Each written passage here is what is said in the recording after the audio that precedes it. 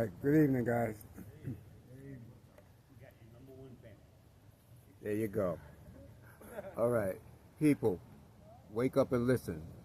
It's time for you to understand each and every lesson. We had many teachers, philosophers, and leaders. Now you have Jadeo to make you aware of the false things that you've been shown by those illiterate people that we've grown to love. Now visualize that I am a professional.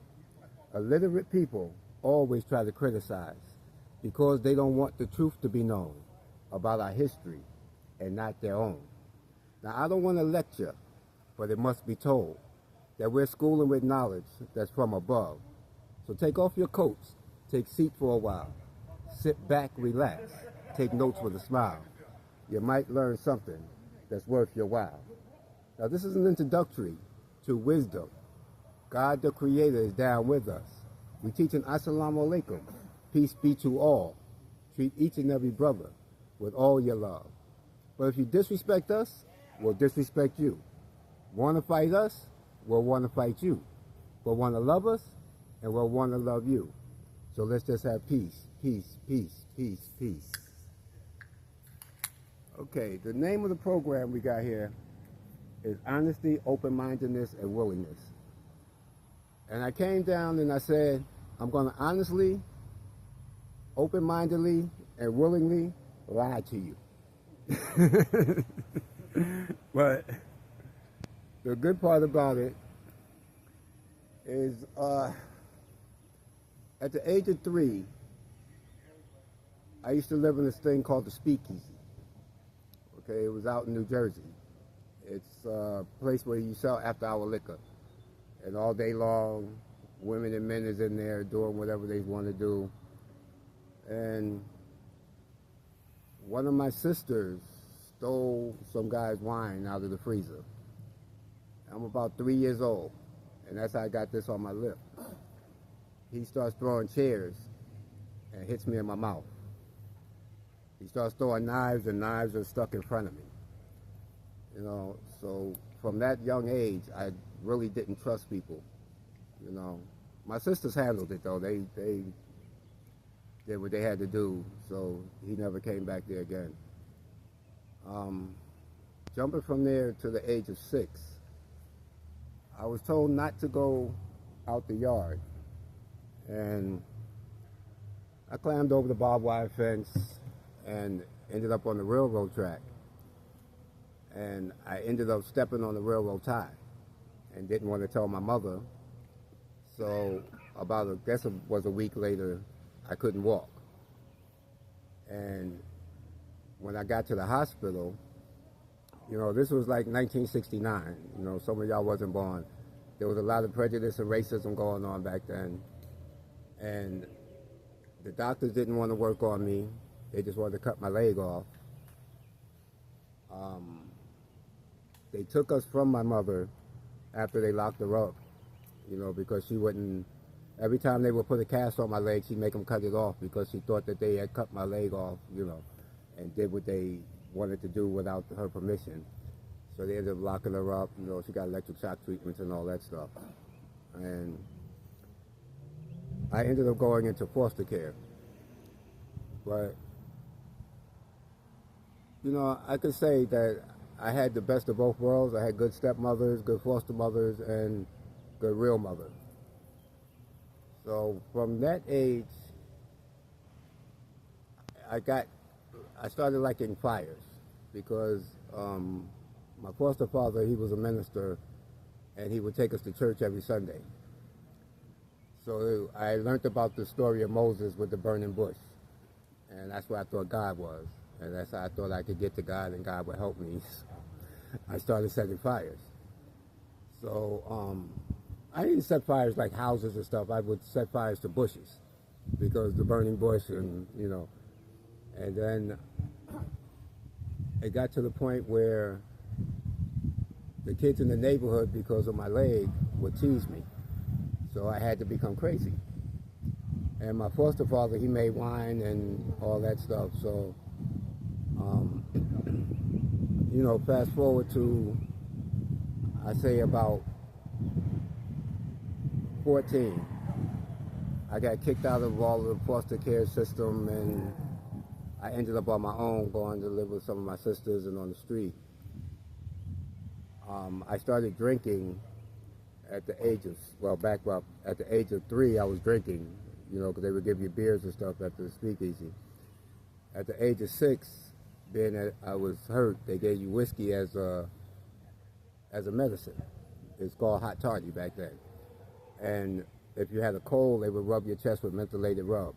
And, you know, to me, the whiskey was my security blanket. The mentholated rub turned out to become cocaine for me, you know, because it opened you up, and I loved it. So whenever I was hurt, I would, you know, grab whiskey. But my foster father made wine that was really strong with the balloon and fermentation. So me and my foster brother would always sneak into that. And by the time I was 14, I was full-blown alcoholic. I would be throwing up. You know, I couldn't do nothing. I didn't know what to drink, what not to drink, so I would drink everything.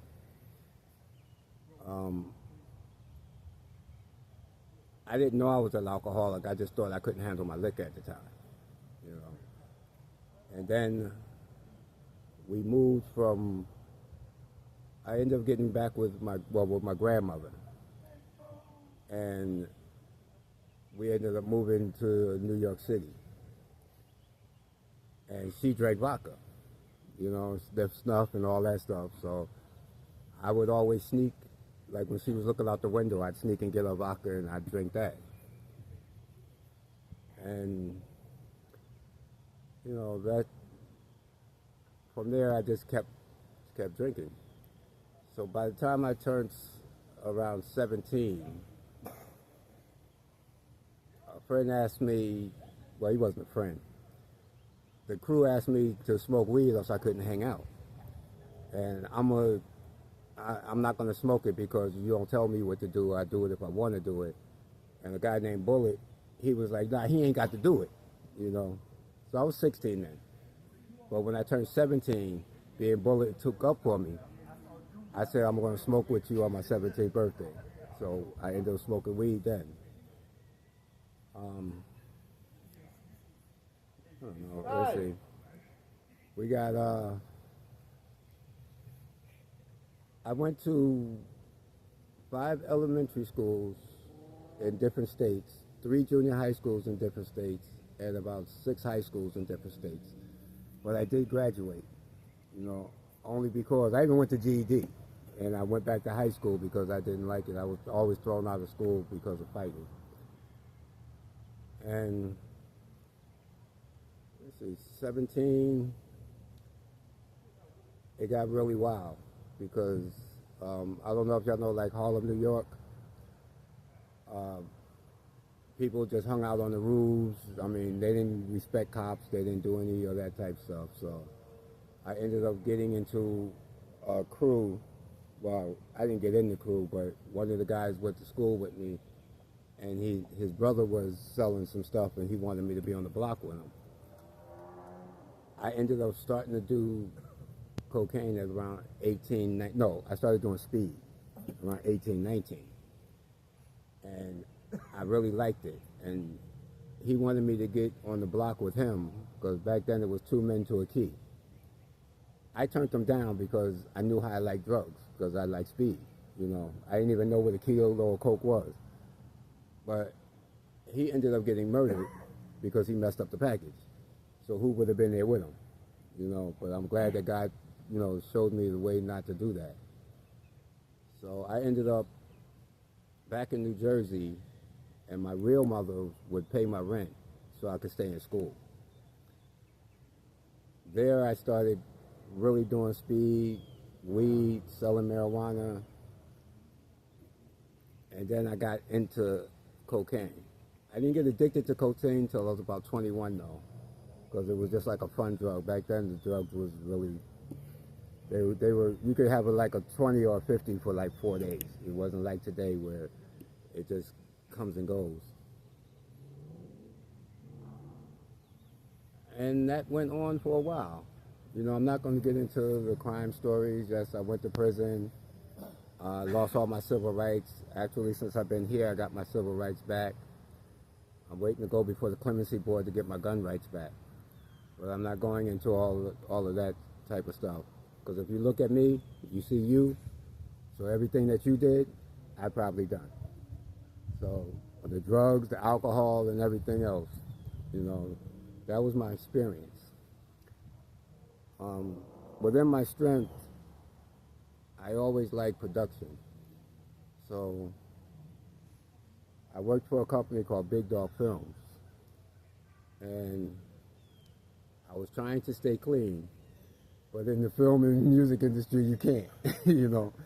So I got back into big drugs. And I'm not going to say all the artists that I hung out with, but I hung out with a lot of artists. And I got into college and sold drugs in college. And for one of the people, they actually have a movie out about him now, you know. And I didn't even have to carry my own gun. Somebody else would carry it for me. You know, I was like God's child. I was like a special child. Like, you know, my family had it going on, kind of. If you look on Tubi today, you'll see my name on at least 5 or 6 movies that's out there right now as the producer.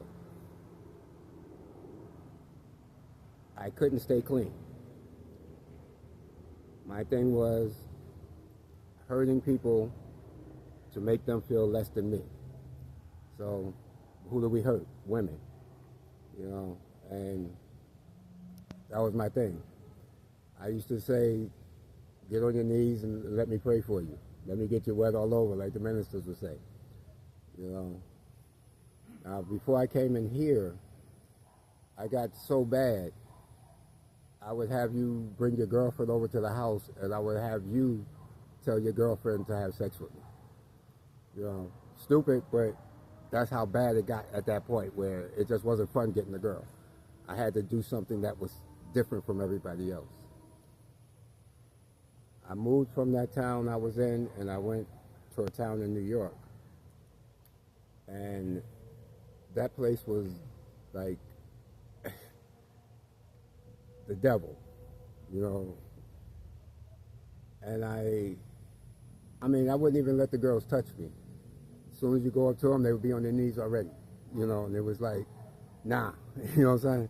I was like, yo, just get up. But they would get mad at me. And that's when I learned I would be given the offering, but I wouldn't take the sacrifice. And I didn't belong out there anymore because I felt like somebody was going to either give me some fentanyl or give me something to kill me, but not in the way of like coming right up to me. I feel like they would have snuck to do it, but they didn't want me out there because I was, you know, the gifts of the Spirit, you know. I was loving. I wasn't being the same person that I was supposed to be in the street. So I ended up getting the strength, and I walked away from everything. I came down here, and a brother can attest to that, with a pair of Crocs and some jeans and a shirt. So all the stuff I got now acquired within this last month, basically. I need to stay sober because the streets are telling me to stay sober. The streets don't even want me back no more. Not for a bad thing, but just because of the way that I act when I'm not, you know, like you see me today. So that's my strength and my hope, which I feel like once we all graduate, we just met each other, half of us ain't probably never going to see each other again, you know, but I'm hoping to have a good, sober support group that I can work with. You know, they told me get a sponsor. I got a sponsor. This isn't my first time through this. I've helped build rehabs. I've helped, you know, work in mental health. I've done a lot of stuff that I haven't even told my credentials. But I went and got a sponsor, and I've been calling them every day. Well, I've been calling them every day. You know what I'm saying? And all I asked them to do is just walk me through the steps.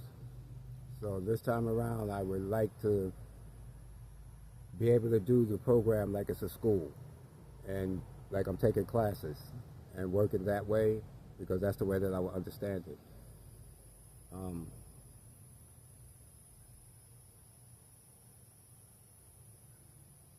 in my mind, like I think all y'all have heard me say, 2 years from now, I see myself with a bag of cocaine. I didn't say cocaine, but a bag of white stuff and alcohol on the thing, and have my apartment. So it's like, in my mind, my disease is saying, as soon as you make it, I'm coming to destroy you. So I have to stay vigilant. I have to have a good support group, because alcohol is my security blanket. And like, if somebody hurts me right now and I was out there, I got to get a drink to calm down.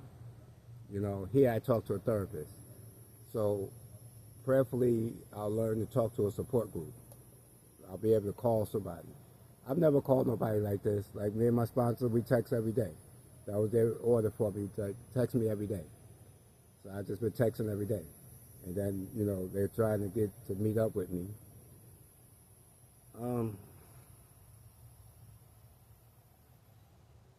Other than that, I'm glad to be here. And this is one of the best places. Like, I hear people complain about the bathroom. We only got one bathroom. They complain because they only get $50 on their card. Like, I remember not having a bathroom. You know what I'm saying? I remember going someplace, not proud of it, but eating out the garbage, because I got hungry. One time I walked down the street and I was looking at, it was a mess of food. And I was like, I wanted to eat it so bad, but, pride stopped me. But I was that low where I was willing to eat it. I wasn't always up top, but my God, or my high power, as we say around here, would never let me be that bad off. I would take myself down. I was at the point of sometimes where I felt like the dealer should have killed me. You know what I'm saying? But God didn't allow that to happen. So I know that there's a high power, and my brother is Jesus. So, and there's power in that name. You don't have to use that one as yours or whatever, but you'll hear me say Jesus a lot, And one time he told me, stop hating on them. If people want to call me God, let them, So I just let him be who he is. He allows me to be who I am. I'm glad to be here with you, brothers. I drank, I drugged, I had to go to rehab. Thank you.